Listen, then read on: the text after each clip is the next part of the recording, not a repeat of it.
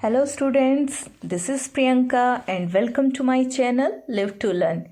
So today we will discuss the solution of chapter 12, that is electricity and circuits. Before that, please subscribe my channel and don't forget to press the bell icon. So the first question is, fill in the blanks. A device that is used to break an electric circuit is called switch. यानी कि वह यंत्र जिसका उपयोग electric circuit को तोड़ने के लिए होता है या इलेक्ट्रिक सर्किट को ब्रेक करने के लिए होता है, तो उसको हम स्विच कहते हैं, क्योंकि स्विच को ऑफ करने से इलेक्ट्रिक सर्किट ओपन हो जाता है. An electric cell has two terminal. एक इलेक्ट्रिक सेल के दो टर्मिनल होते हैं, positive and negative. Next is mark true और false for the following statement. कुछ स्टेटमेंट दी गई हैं, आपको उनमें से बताना है कौन सी सही है और कौन सी गलत. Electric current can flow through metals. True, क्योंकि इलेक्ट्रिक करंट मेटल्स में से पास हो सकता है, क्योंकि metals are good conductor of electric current.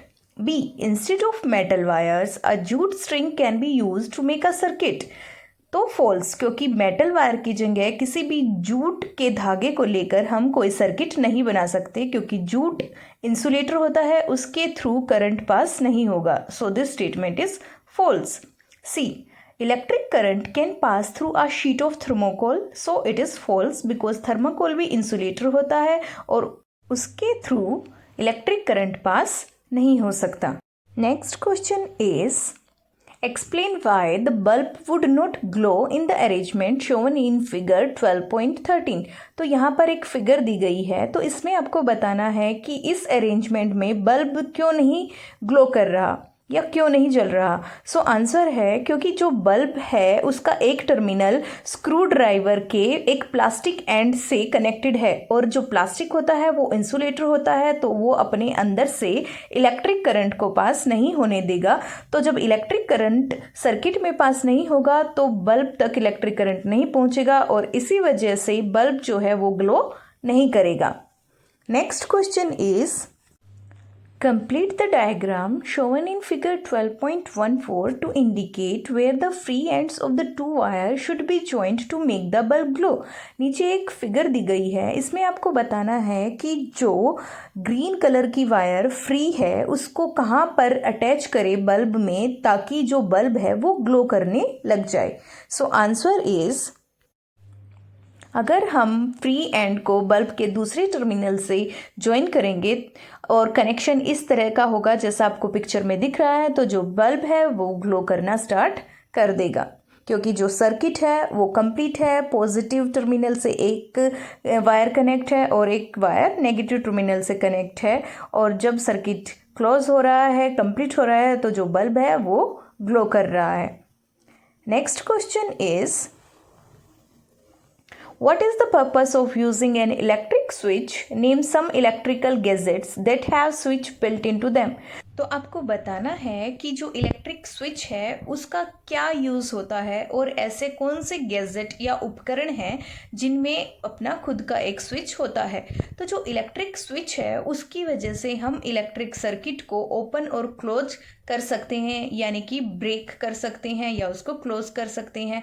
और ऐसे कुछ इलेक्ट्रिकल गैजेट्स हैं जिनमें स्विच होते हैं, जैसे कि फ़ैन, रेफ्रिजरेटर यानी कि fridge, television, microwave, electric cookers. कुछ ऐसे ऑब्जेक्ट्स हैं या ऐसे गैजेट्स हैं जिनमें अपने खुद के स्विच होते हैं, और जिसकी वजह से हम उस स्विच को ऑन या ऑफ करके उस सर्किट को ओपन या क्लोज कर सकते हैं. Next question is, would the bulb glow after completing the circuit shown in figure 12.14 if instead of safety pin we use an eraser.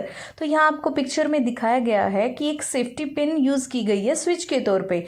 तो अब वो आपसे पूछ रहे हैं कि अगर वायर को हम बल्ब से कनेक्ट करें और सेफ्टी पिन की जगह अगर आप इरेज़र का यूज़ करें और सर्किट को कंप्लीट करें, तो क्या बल्ब ग्लो करेगा? सो आंसर है बिल्कुल नहीं, नो, क्योंकि जो बल्ब है वो ग्लो नहीं करेगा, क्योंकि जो इरेज़र है वो इंसुलेटर है और इंसुलेटर में से करंट फ्लो नहीं होगा, जिसकी वजह से सर्किट कंप्लीट नहीं होगा, तो बल्ब किसी भी हाल में इरेज़र के साथ ग्लो नहीं करेगा.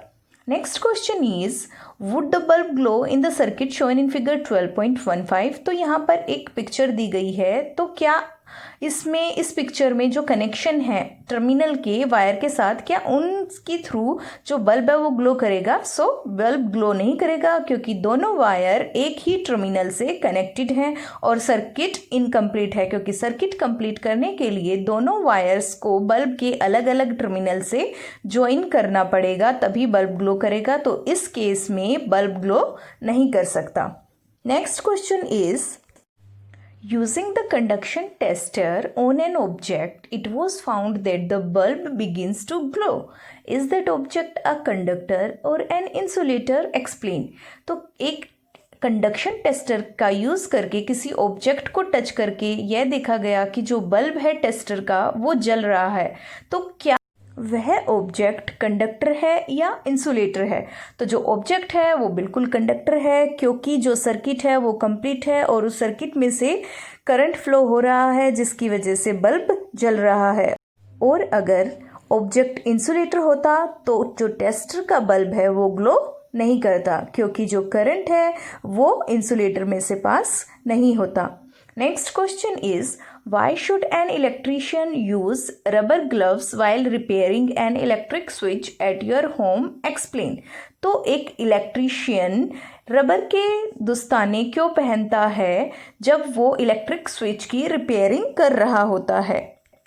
क्योंकि जो रबर ग्लव्स हैं वो इंसुलेटर हैं और इंसुलेटर में से कभी भी करंट फ्लो नहीं होता, तो इस वजह से जो इलेक्ट्रीशियन है उसको इलेक्ट्रिक शॉक नहीं लगेगा, इसलिए वह रबर ग्लव्स पहनता है। Next is the handle of the tool like screwdriver and pliers used by electrician for repair work usually have plastic और rubber covers on them. Can you explain why? तो जो tools होते हैं जैसे screw driver या pliers, तो जो use होते हैं इलेक्ट्रीशियन के द्वारा, उन पर प्लास्टिक की या रबर की कवर लगी होती है। तो क्या आप बता सकते हैं वो प्लास्टिक और रबर का कवर उनके ऊपर क्यों लगता है?